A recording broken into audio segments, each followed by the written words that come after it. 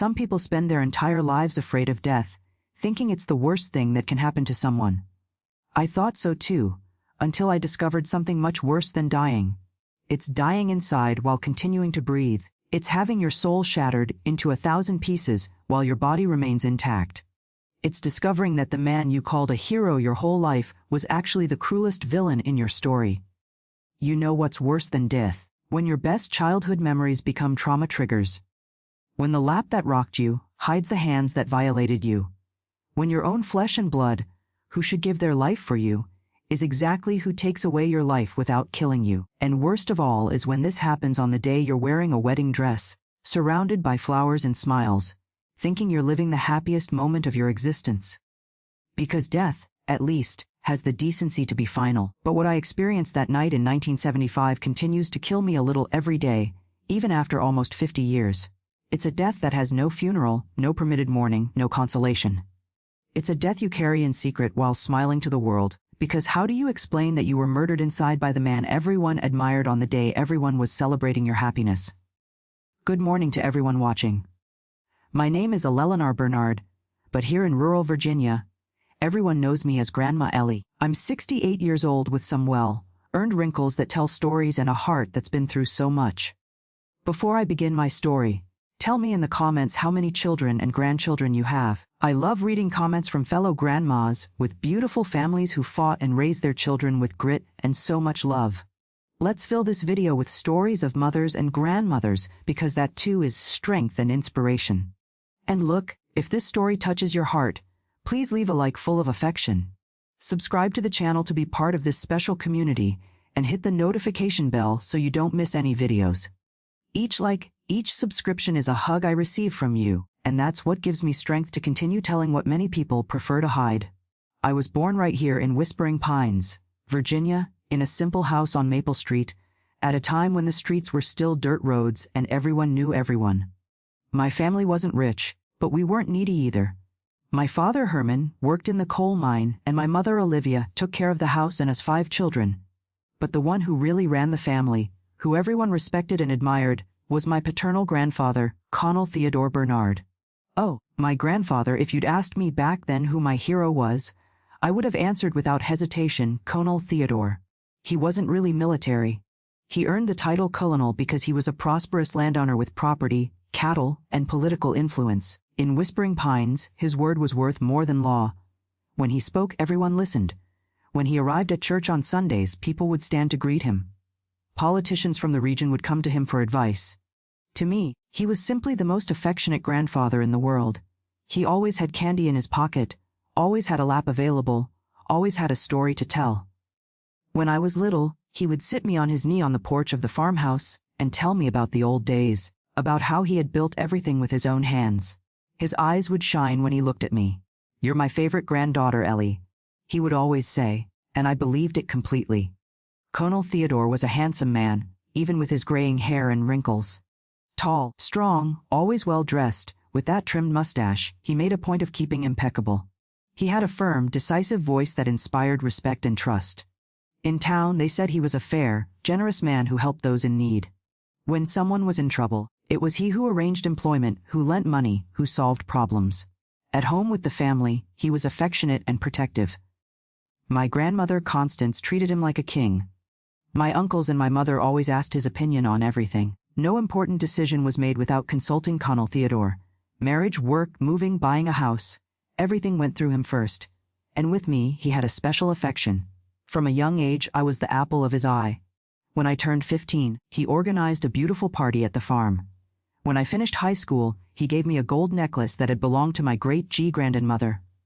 "For my intelligent girl," he said, hugging me tightly. I felt like the luckiest granddaughter in the world. I grew up hearing everyone in the family talk about how lucky I was to be the colonel's favorite. My cousins were jealous. My siblings complained that he gave me more attention. "It's because Ellie is the most studious." My mother would always defend. "It's because she has the family's ways," my father would say. But I knew it was more than that. I felt that his affection for me was different, special, unique. Colonel Theodore always encouraged me to study. In an era when few girls from rural areas continued their education after elementary school, he insisted that I go to school in town. "My little granddaughter is going to be a doctor," he would always say with pride in his voice. He paid for my studies, my books, even a typing course I wanted to take. It was during one of those trips to town to study that I met Benjamin. Benjamin Allen, a hard-working, honest young man from a simple but respectable family. He worked at the town clerk's office, had a way with numbers, dreamed of having his own small business someday. He wasn't the richest match I could have found, but he was a good man of character. When I told my grandfather I was dating, he wanted to meet the young man. He called Benjamin for a talk at the farm, one of those serious conversations that every family patriarch has with his daughter's suitor. Benjamin was nervous, poor thing. But he did well. He answered all the questions honestly, talked about his plans, about the respect he had for me.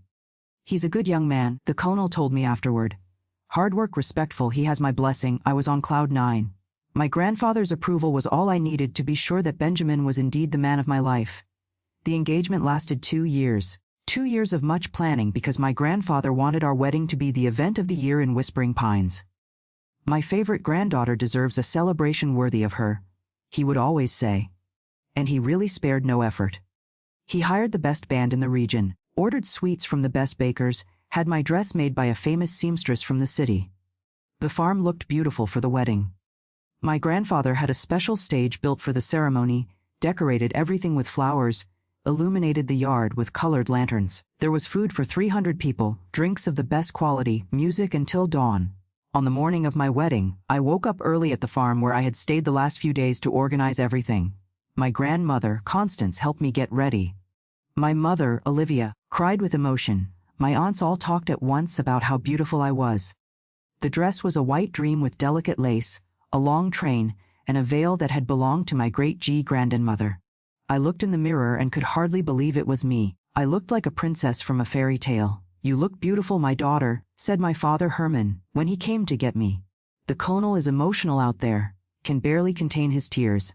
The ceremony was perfect. The pastor, who had been a family friend for decades, performed a beautiful ceremony. He spoke about love, family, commitment. Benjamin looked handsome in his new suit, nervous but happy. When we exchanged rings, I felt I was living the most important day of my life. After the ceremony came the celebration. The band played, people danced, ate, and drank. It was pure joy. My grandfather was radiant, greeting the guests, receiving congratulations, telling everyone how proud he was of his granddaughter. And then came the time for his speech. Colonel Theodore climbed onto the stage, asked for silence, and began to speak. His powerful voice echoed throughout the farm's yard. "My friends, my dear family," he began. "Today is a special day for all of us. We are here to celebrate the union of my most beloved granddaughter, Eleanor, with Benjamin, a young man I already consider a grandson." He spoke about my childhood, about how I had always been a special, intelligent, affectionate girl. He told funny stories, emotional moments, talked about the dreams he had for me. His voice broke when he said he saw me as a daughter, that I was the light of his eyes. "Ellie," he said, looking directly at me, "you have always been my special girl. Since you were little, I knew you were different from the others. You have something unique, something that captivated me from day one. And today, seeing you there, so beautiful, so happy, I can only thank God for giving me the privilege of being your grandfather." Tears ran down my face. Everyone applauded emotionally.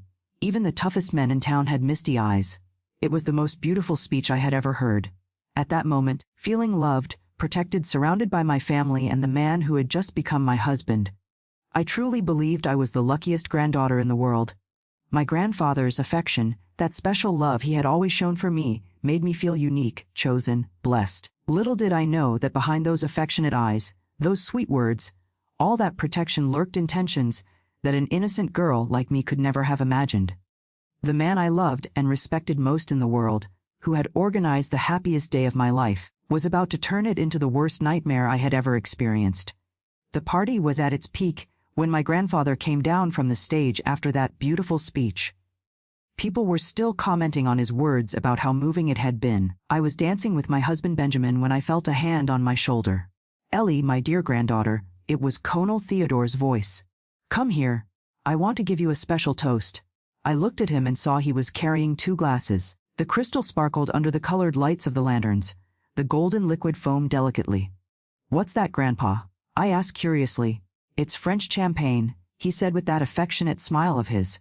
"I've been saving this bottle for years, waiting for the day of your wedding.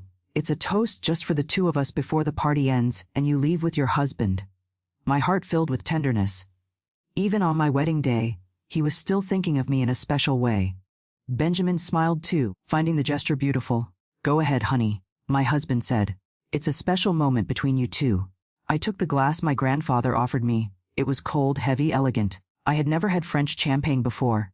In fact, I had never had anything stronger than communion wine. To you, my most beloved granddaughter, he said, raising his glass. To the beautiful and special woman you have become. To all the unique moments we have shared and those we will still share. Thank you, Grandpa, I responded emotionally, for everything you've done for me, for all the affection for organizing this wonderful celebration. We toasted and drank. The champagne had a different taste, somewhat bitter, stronger than I expected. But it was special to be there with him, having that intimate moment in the middle of the party full of people. Drink it all, my child, he said gently. It's for good luck in marriage. I obeyed. I always obeyed my grandfather. I drank the whole glass, even though I found the taste somewhat strange. He also drank his, gave me a little kiss on the forehead and returned me to Benjamin. Now you can continue dancing, he said smiling. Enjoy the party. Well, I returned to my husband's arms. The band was playing a romantic song. People continued celebrating, talking, laughing. Everything was perfect. But about 20 minutes later, I began to feel something strange. First, it was a slight dizziness that I thought was from the emotion of the day. Then, my legs began to feel heavy, as if they were full of lead. Benjamin, I whispered to my husband, I'm feeling a bit strange. How so, honey? He asked concerned. I don't know, kind of dizzy. My legs are weak. He held me more firmly. Must be fatigue, right? It's been a long day, lots of emotion. I tried to agree, but the sensation was getting worse. My vision began to blur. The voices around me seemed to come from very far away. The colored lanterns turned into blobs of light dancing in front of me. Benjamin, I think I need to sit down, I said, but my voice came out slurred. Different. Of course, honey. Let's find a chair. But before we could move, my grandfather appeared at our side as if he had noticed my discomfort from afar. What's wrong, Ellie? Not feeling well. She's a bit dizzy, Colonel. Benjamin explained. I think it's fatigue. My grandfather looked at me with that expression of concern I knew so well. The same look he had when I was little and got sick when I hurt myself playing when I needed care. My poor granddaughter, he said, touching my forehead. It must indeed be fatigue. It was too much for one day, and the champagne might have hit her hard too. She's not used to alcohol. My mother Olivia approached, also concerned. What's wrong, my daughter? She's a bit weak, the colonel explained. I think she should lie down a bit to recover. She can't be like this on her wedding day. Where can she rest? Benjamin asked. That's when my grandfather had the idea that at the time seemed perfect, full of care and affection. Let me take my granddaughter to one of the rooms at the back of the house, he said. It's quieter there, away from the noise of the party. She can rest for a few minutes and come back refreshed. My mother agreed immediately. Yes, it's cooler there too. Benjamin hesitated for a second, but then agreed as well. Are you sure it's not an inconvenience, Colonel? An inconvenience to care for my dear granddaughter? Never, my grandfather responded, already supporting me. It's the least I can do for her. At that moment, his attitude seemed like the most natural thing in the world. That's how it had always been. When I needed something, he was there. When I got hurt, he carried me. When I got sick, he took me to the room and stayed with me until I got better. Thank you for the care, Colonel, said Benjamin. How long do you think she'll need? Oh, about 30 minutes should be enough, my grandfather replied. The important thing is for her to recover well. Then he supported me, almost carrying me because my legs really weren't obeying properly. We walked through the party, passing by guests who continued celebrating. Some asked if everything was all right, and my grandfather quickly explained that I just needed to rest a bit.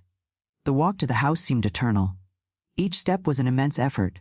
My head was heavy, my thoughts confused.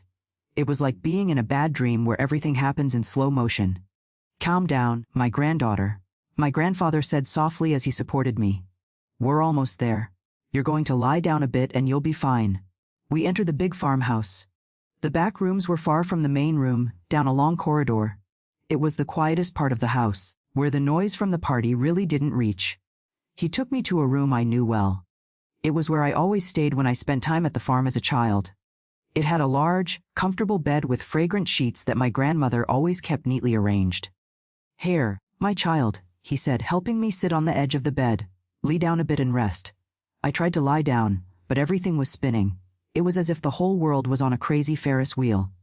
My body wasn't obeying my commands. When I tried to speak, the words came out jumbled. "Grandpa, I can't." "No need to speak," he said gently. "It's just fatigue. Relax and it will pass."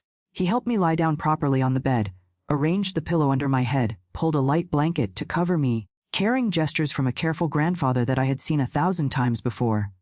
But then I heard a sound that made me force my eyes to stay awake. It was the sound of a key turning in the lock of the door. "Grandpa," I managed to whisper, confused. "Why are you locking it?" "So no one will disturb you, my granddaughter," he replied with the same sweet voice as always, "so you can rest in peace." At that moment, my still innocent mind didn't understand the danger. Even with that strange sensation in my body, even with the door locked, I still completely trusted him. He was my grandfather, the man who loved me, who protected me, who had just organized the wedding of my dreams. The last thing I clearly remember was him approaching the bed again. My eyes were too heavy, my body completely without strength. It was as if I was sinking into a thick fog where sounds became distant and images blurred. "Rest, my special granddaughter." I heard his voice like a distant echo. "Rest and Grandpa will take care of you." And then everything went dark, but not the darkness of normal sleep. It was a heavy, forced darkness where my mind struggled to stay awake, but my body simply couldn't respond. It was like being trapped inside my own body, conscious but completely defenseless.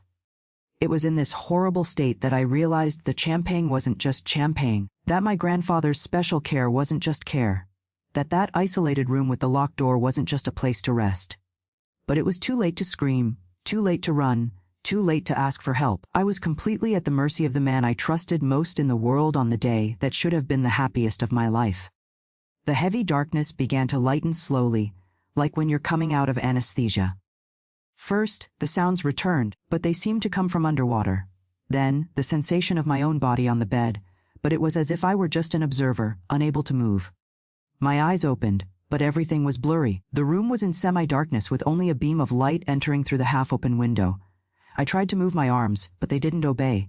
It was desperate. My mind was functioning. I understood where I was, but my body remained dead. And then I realized I wasn't alone in the room. My grandfather's figure was there near the bed, but he was different from the caring man I knew. His movements were furtive.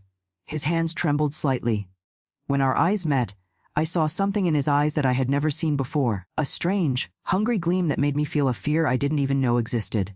"Woke up, my beautiful granddaughter." His voice was different, lower, hoarser. "Good." I was waiting. I tried to speak, tried to ask what was happening, but my tongue was too heavy. I could only emit confused sounds as if I were moaning. "Shh, no need to speak," he whispered, getting closer to the bed. "Grandpa knows what you need." That's when I felt his hands touching my face.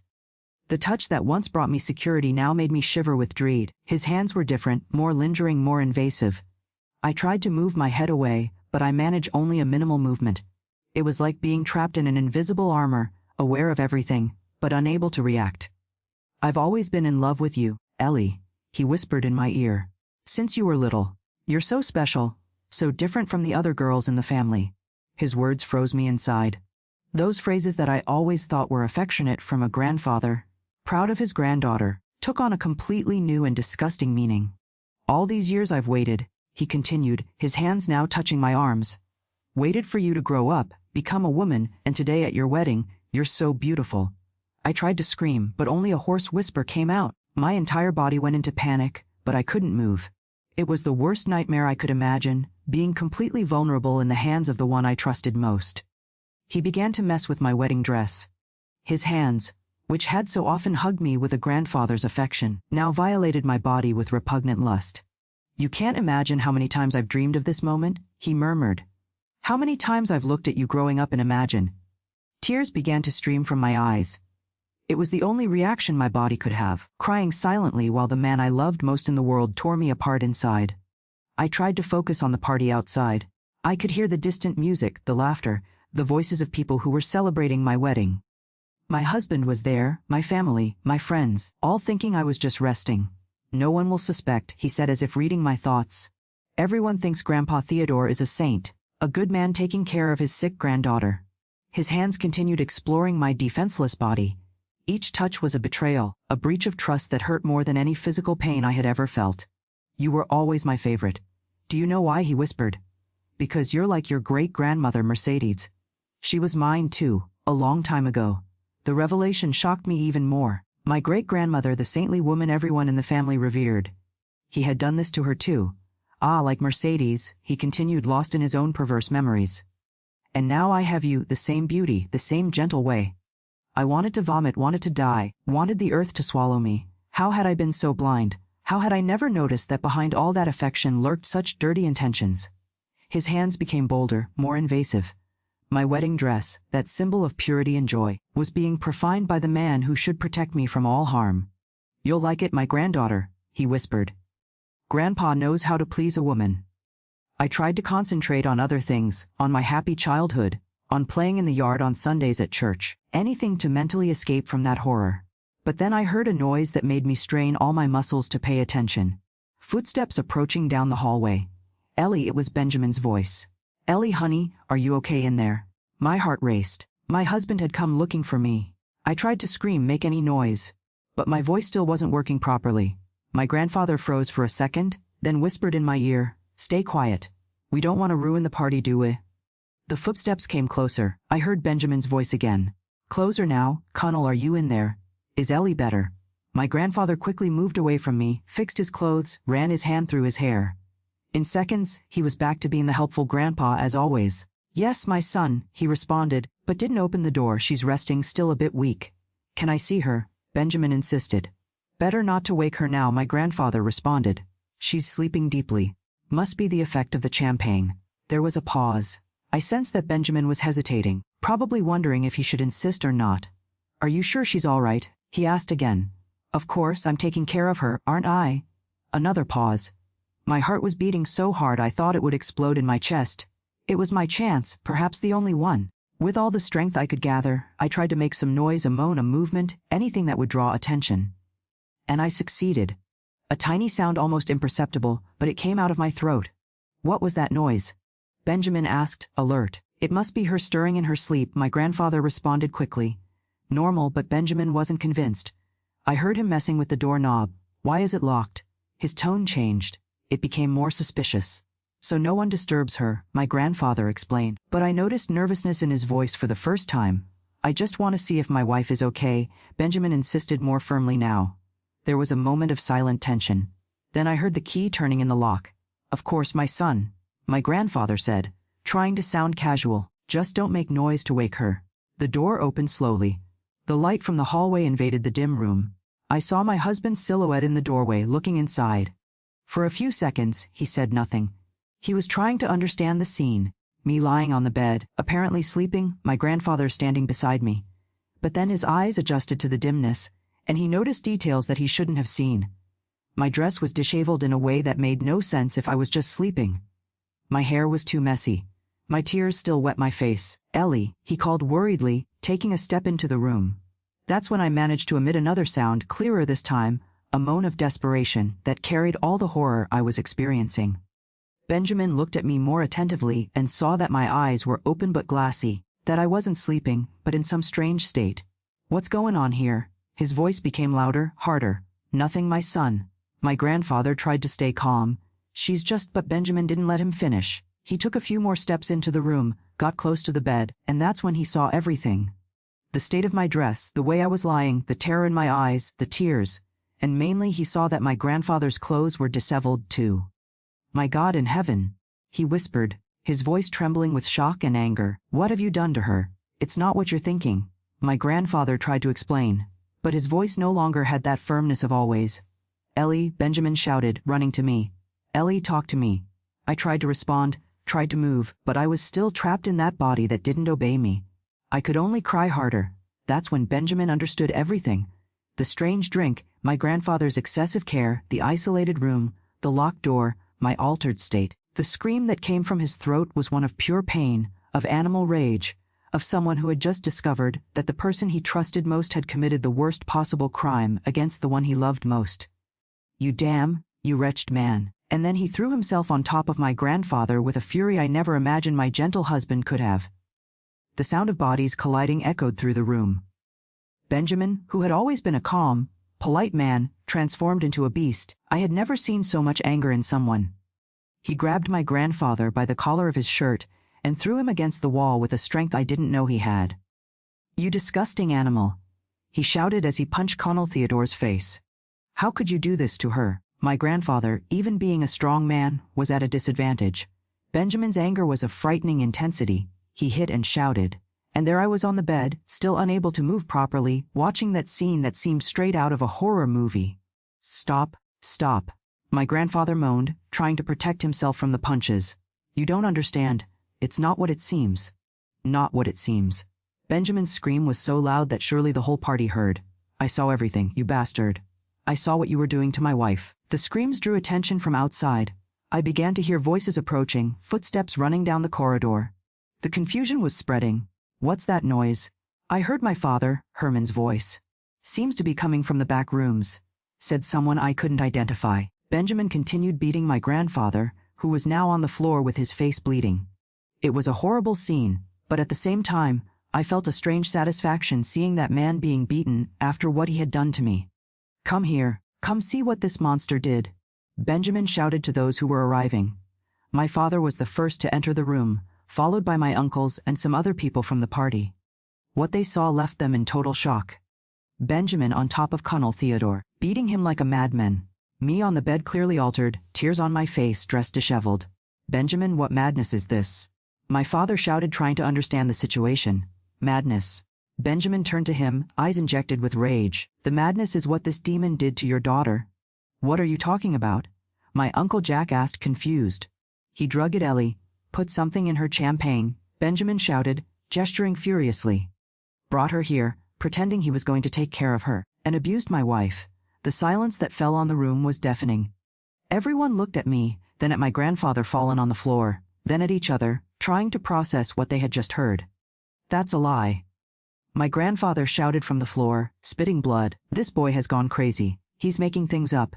"A lie," Benjamin went back at him. "Then explain why the door was locked. Explain why she's in this state. Explain why your clothes are disheveled." My mother Olivia entered the room at that moment and almost fainted when she saw the scene. She ran to me. "Ellie, my daughter, what happened?" she cried, trying to make me react. I managed to whisper a few words. My voice was still slurred, but it worked a little better. "Mom, the champagne." It was enough for her to understand. I saw my mother's face transform. Confusion became understanding. Then horror. Then a rage I had never seen in her. "Father," she screamed, looking at Colonel Theodore. "What have you done to my daughter?" "Olivia, my daughter. You know me." He tried to appeal to her. "I would never do such a thing. This boy is crazy." But my mother wasn't foolish. She knew the signs, knew my behavior, saw my state, saw the tears, saw the desperation in my eyes. My God in heaven," she repeated, running her hands through my hair. "My daughter, what did he do to you?" More people arrived in the room. My grandmother Constance, my siblings, several wedding guests. Soon the small room was full of people trying to understand what was happening. People's reactions were divided. Some, especially the younger men, sided with Benjamin, also wanting to beat my grandfather. Others, especially the older ones, who had known the colonel for decades, couldn't believe it. "This can't be true," said my Uncle Frank. "Colonel Theodore is a good man. There must be some confusion." "Confusion?" Benjamin turned to him, furious. "Then come here and see the state of my wife. Come see if this is confusion." My grandmother Constance approached me carefully. She had a strange look on her face, as if she were recognizing something she had seen before. "Ellie," she whispered.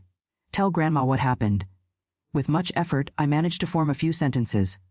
I told about the strange champagne, about how I felt ill, about my grandfather's touches, about what he had whispered in my ear. Each of my words was like a punch in the stomach of those who heard. I saw my father turning white, my brothers clenching their fists, my mother crying uncontrollably, but it was my grandmother's reaction that caught my attention the most. She didn't seem surprised. She seemed confirmed, as if something she had already suspected had finally been revealed. "Constance," my grandfather pleaded from the floor. "You know I wouldn't do this. We've been married for 40 years. My grandmother looked at him with a contempt that froze the blood of everyone in the room. 40 years, she repeated, her voice trembling. 40 years pretending I didn't see. 40 years making myself blind. The room fell into a deathly silence. What was she saying? Constance. My grandfather tried to interrupt. "Shut up," she exploded for the first time in her life. 40 years knowing you had this problem. 40 years praying that you wouldn't do to our granddaughters what you did to our daughters. The bomb exploded in the room. The daughters? He had abused his own daughters. What is this story, Mother? My father asked, his voice trembling. My grandmother looked at him with tears in her eyes. Your father? Your father has always had this sickness, Herman, since your sisters were little. I knew, but in those days we didn't talk about these things. Didn't denounce husbands. I thought that with you children growing up, with the girls getting married, he would stop. Mother, my Aunt Nancy, who was in the room, turned as white as paper. Forgive me, my daughter, my grandmother cried. Forgive the mother for not protecting you. Forgive me for being a coward. My grandmother's confession changed everything. The people who still doubted were shocked. Colonel Theodore's mask had definitely fallen. My Uncle Jack, who had always been the most explosive in the family, moved away from me and went straight for my grandfather. You bastard! You did this to my sister too, he shouted, kicking the fallen man. With Mercedes, too. My grandmother continued, confessing, as if she needed to get out 40 years of kept secrets. Your great-grandmother Ellie, he did it to her too, when she was young. That's why she went a bit crazy at the end of her life. That's why she talked to herself. She never forgot. Each revelation was worse than the previous one. Generations of women in our family had been victims of that monster, and no one had ever said anything. And you knew everything and never did anything. My father shouted at my grandmother, also revolted. What could I do? She cried. It was another time, Herman. Women had no voice, no rights. If I spoke, who would believe me against a respected colonel? The discussion was getting more and more intense. Everyone shouting at once, some blaming others, some defending, others attacking. My grandfather on the floor getting beaten whenever someone passed near him. And there I was on the bed, still half-drugged, watching my family tear itself apart in a matter of minutes. The dream wedding had turned into a lifetime nightmare. That's when I heard sirens approaching from outside. Someone had called the police. Good, shouted Benjamin. Now this demon will pay for what he did. But I knew it wouldn't be that simple. I knew my town, knew my grandfather's influence. Even with all the evidence, even with all the confessions, the fight was just beginning. The sound of the sirens grew louder. The police were arriving. My wedding celebration was over. My family was shattered. But at least for the first time in generations, the truth about Colonel Theodore was being exposed. The police entered the farm as if they were invading enemy territory. 2 uniformed men, one older, who clearly knew my grandfather, another younger who seemed confused by the whole situation. What's this commotion here? Asked Sergeant Adams, the older one, looking around the room full of people. Sergeant Benjamin went straight to the point. This man drugged and abused my wife on our wedding day. The sergeant looked at my grandfather on the floor, then at me on the bed, then back at Benjamin. His expression was of someone who didn't want to be there. Colonel Theodore, he said, helping my grandfather to get up. You're hurt, you need medical attention. What he needs is to be arrested, my Uncle Jack shouted. This monster abused our girl. Calm down, calm down. The sergeant tried to control the situation. Let's have order here. What exactly happened? That's when I noticed something that made me even more desperate. Sergeant Adams was treating my grandfather with respect, with care, as if he were the victim. The younger policeman looked at me with compassion, but the older one, who was in charge, clearly didn't want to believe what he was hearing. Sergeant, my mother approached him. My daughter was drugged. Look at her state. She needs to go to the hospital for tests. Of course, Mrs. Olivia, he responded, but without much urgency. We'll arrange that, but first I need to properly understand what happened. My grandfather, even with his face swollen from the punches he had taken, tried to resume his authoritative posture as always. Sergeant Adams, he said, cleaning the blood from his mouth. This son-in-law of mine has gone crazy. I was taking care of the girl who fell ill, and he attacked me without reason. Without reason? Benjamin exploded again. I saw you on top of her. I saw it with my own eyes. You saw what you wanted to see, my grandfather retorted, recovering that eloquence of his. I was merely checking if she had a fever, if she was breathing well. Then why was the door locked? My mother asked furiously. For her to rest in peace, he responded with nerve, without being disturbed by drunks from the party. I saw the situation slipping through our hands. My grandfather was intelligent, manipulative, and had known those policemen for years. They had worked together, drunk together. He had probably already done favors for them. With much effort, I managed to sit up in bed. My voice was still weak, but I needed to speak. Sergeant, I called for his attention. He put something in my drink. The champagne had a strange taste. The sergeant approached me, but his expression was more of doubt than concern. Young lady, you drank a lot at the party. Sometimes alcohol can cause mental confusion. I wasn't drunk, I shouted, using all the strength I had. He drugged me. Ellie has always been a fanciful girl, my grandfather said calmly. Since she was little, she invents stories, exaggerates situations, must be wedding trauma, nervousness. It was unbelievable how he managed to turn the situation in his favor. 40 years of impeccable reputation weighed more than all the evidence. But then my grandmother Constance stepped forward. Sergeant Adams, she said in a firm voice, I need to speak with you in private. Constance, there's no need. My grandfather tried to interrupt for the first time, showing real nervousness. Yes, there is, she shouted, 68 years old, and today is the first day I'll speak the truth about my husband. The sergeant, curious, called her to a corner of the room. My grandmother began to tell everything about the daughters, about my great-grandmother, Mercedes, about decades of silent abuse. I saw the sergeant's expression gradually changing. He had known my grandmother for years. He also knew she would never lie about something so serious. Constance? He whispered. Why did you never say anything before? Because it was another time, she responded, crying. Because there was nowhere to run. Because he threatened me, said he would have me committed to an asylum if I opened my mouth. But today, seeing what he did to my granddaughter on her wedding day, I can no longer stay silent. The younger policeman, who was listening to everything, approached the sergeant. Chief, I think it's better we take everyone to the station to file a detailed police report. There's no need for that. My grandfather intervened quickly. It was a misunderstanding, a momentary confusion. Confusion, nothing of the sort. My father exploded.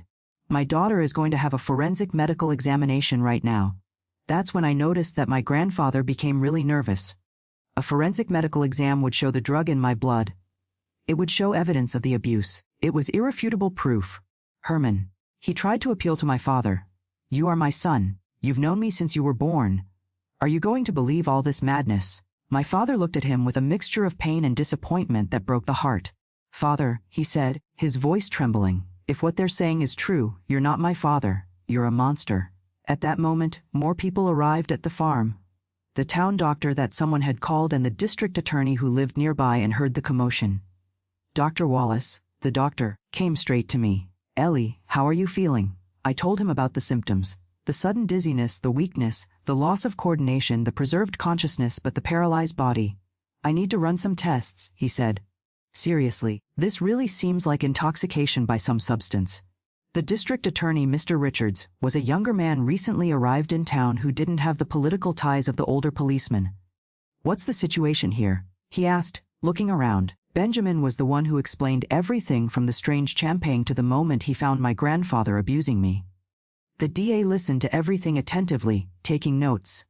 Doctor, my mother addressed him. My daughter needs to go to the hospital for tests and this man needs to be arrested.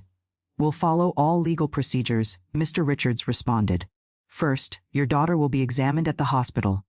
Then, we'll take all the statements at the police station. My grandfather tried one last card. Mr. Richards, you know me. I'm a respected man in this town for decades. This story makes no sense. Why would I do such a thing? The DA looked at him coldly.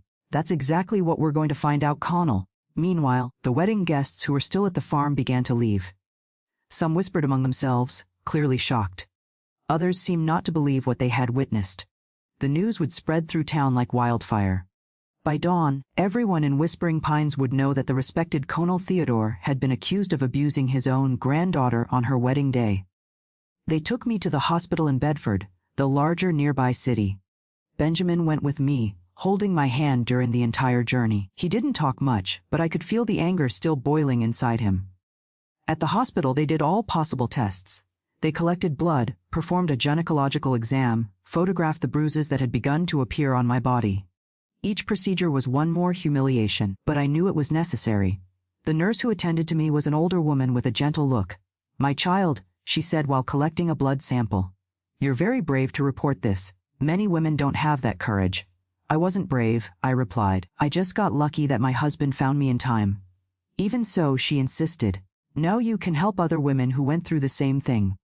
The test results came out a few hours later. They confirmed the presence of chloroform in my blood, a substance that couldn't have gotten there naturally. The gynecological exam confirmed the abuse. They were irrefutable proofs. Even with all my grandfather's influence, there was no way to deny those results. We returned to Whispering Pines the next day. The town was in an uproar. Groups of people talking on street corners, all talking about the scandal at the colonel's farm. At the police station, I gave my formal statement. I told everything in the minutest detail, from the strange champagne to the moment Benjamin arrived in the room. My grandmother also gave her statement. She told about decades of silent abuse, about the daughters who had suffered, about my great-grandmother. It was the first time in her life she spoke openly about those horrors. My grandfather, even with all the evidence against him, continued denying everything. He said it was a conspiracy to destroy his reputation, that Benjamin and I had set it all up to inherit his lands. But the medical exams didn't lie, and my grandmother's testimony, a woman respected by the entire town, carried enormous weight. The DA, Mr. Richards, requested the preventive detention of my grandfather. The judge, even being a family friend for years, had no choice but to accept in the face of so much evidence. Seeing Colonel Theodore being led away in handcuffs from the police station was one of the most surreal scenes of my life. The man I had admired since I was little, who the entire town respected, who had power and influence, was being treated like a common criminal. And that's what he was, a criminal who had hidden behind a mask of respectability for decades. The family divided exactly as Benjamin had predicted that terrible night. On one side were my mother, my father, my siblings, some uncles and cousins who believed the truth.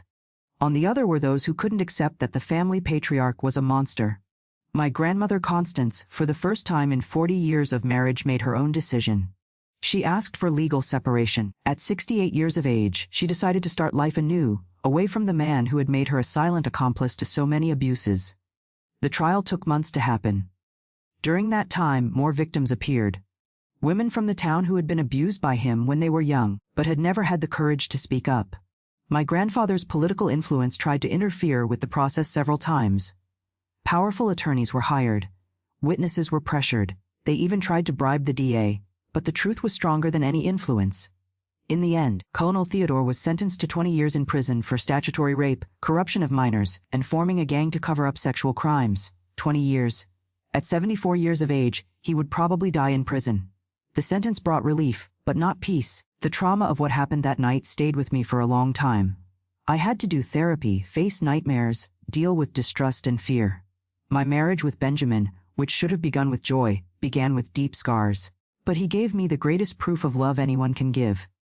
He stayed by my side, supported me, fought for me when I didn't have the strength to fight for myself.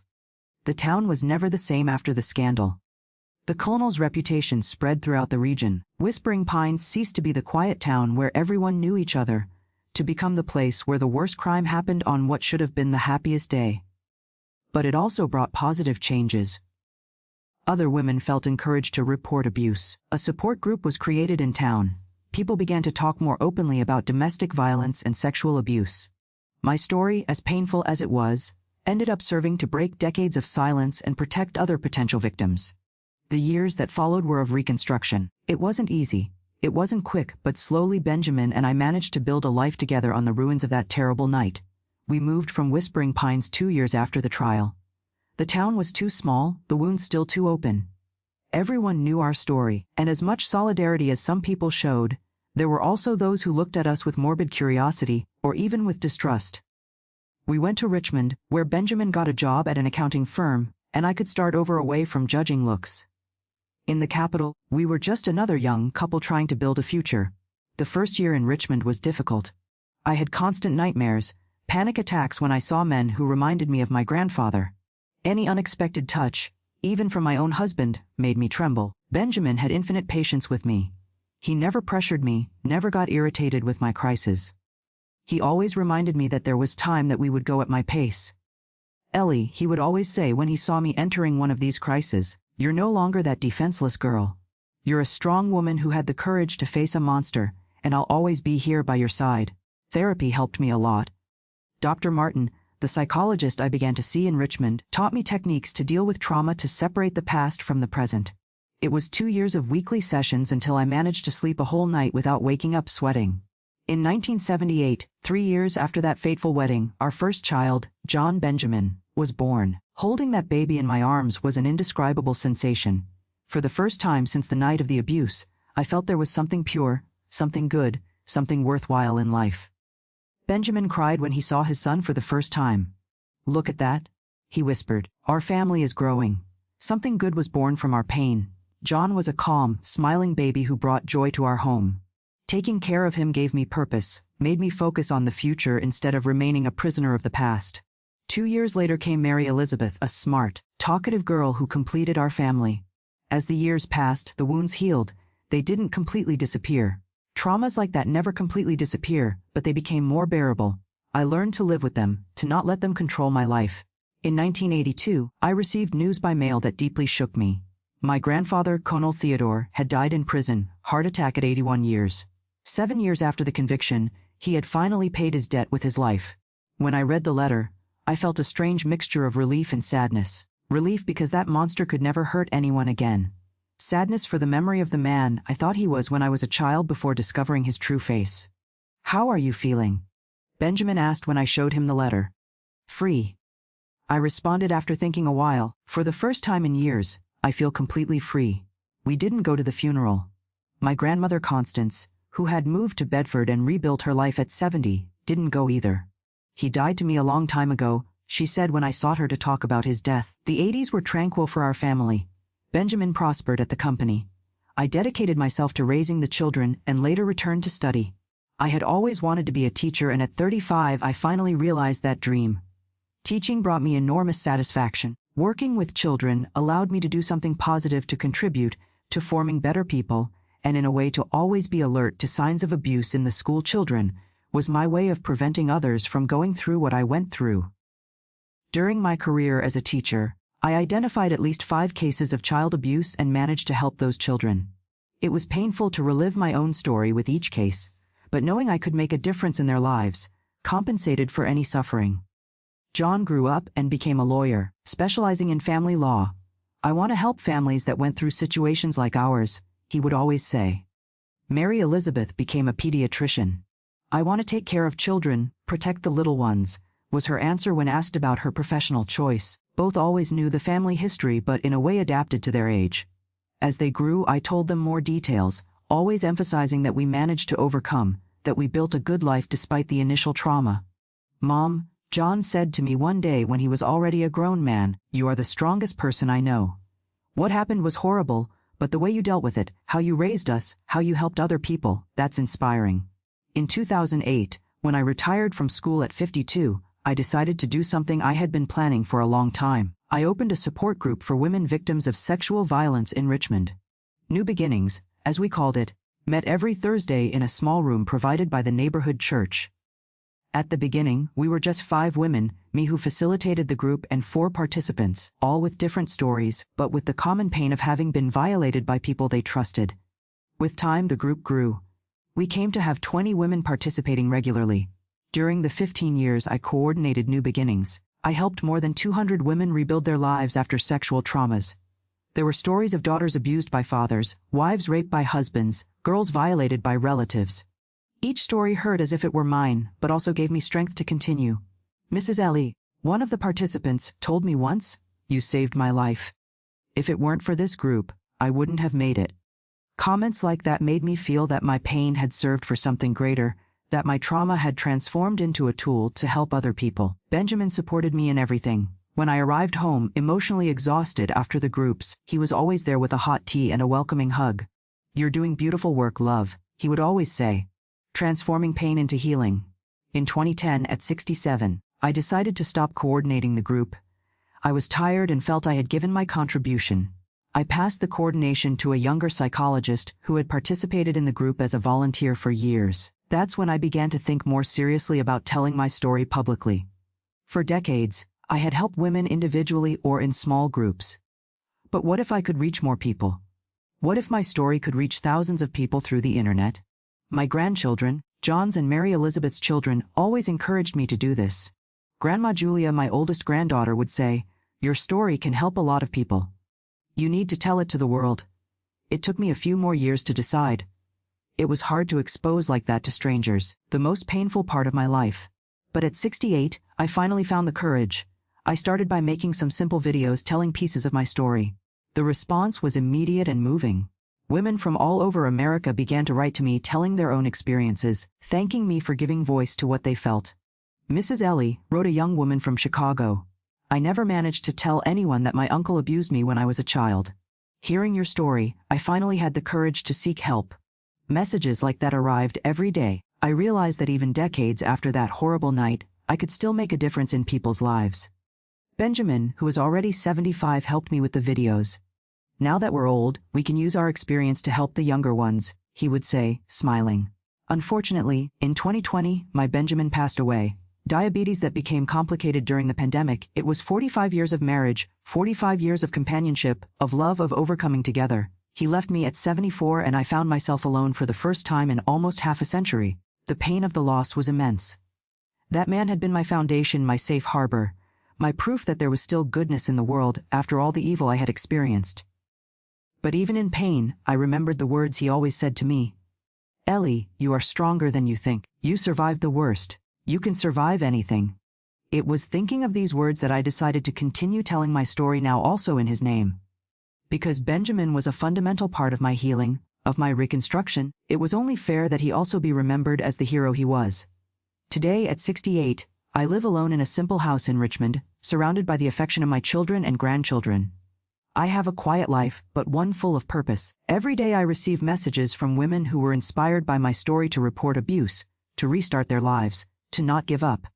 And that's why I'm here today telling all this to you, because I know that somewhere in America there is a girl or a woman going through what I went through, thinking there's no way out, that nobody will believe her, that life is over. I want that person to know, yes, there is a way out. There are people who will believe you. Life isn't over. You can rebuild your story. It wasn't easy. It wasn't quick, but it was possible. And if it was possible for a girl from rural Virginia who was abused by her own grandfather on her wedding day, it's possible for anyone. Fear may seem bigger than you, but you are stronger than you imagine. Shame may try to silence you, but your voice is more powerful than any shame. Pain may seem eternal, but it can transform into strength to help others. If you've made it this far, if you've heard my entire story, I want to ask one thing. Subscribe to the channel. Leave a like so more people can find this video. Because each subscriber, each like is one more person who can find hope in my story. And if you'd like to share where you're watching from, please leave a comment below. I love connecting with viewers from all across the country, knowing that my story at Grandparents' Tales is reaching people everywhere. We're not alone in this fight. Together, we are stronger. Together, we can break the silence that protects abusers. Together, we can build a world where no child needs to go through what I went through. My story didn't end on that terrible night in 1975. In fact, that's where it really began, because it was from that pain that I discovered my true strength. And you can discover yours too. Believe me, you are stronger than you imagine.